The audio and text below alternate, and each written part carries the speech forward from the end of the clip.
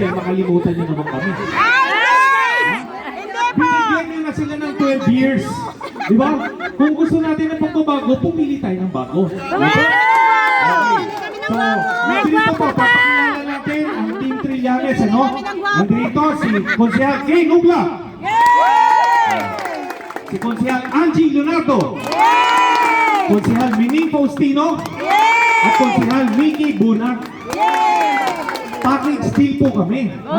O buy one, take all. Para sa ganon, dire-diretso yung paglabas po natin ng mga ordinansa para pabor sa mga mamamayan na Caloocan. Okay? So yan lang po ang aming mensahe ngayon. Ang mga kababayan po natin dito po sa Barangay 168, ang Buklaw, ipaglalaban po kayo ng Team Trillanes. Maraming salamat po sa inyo.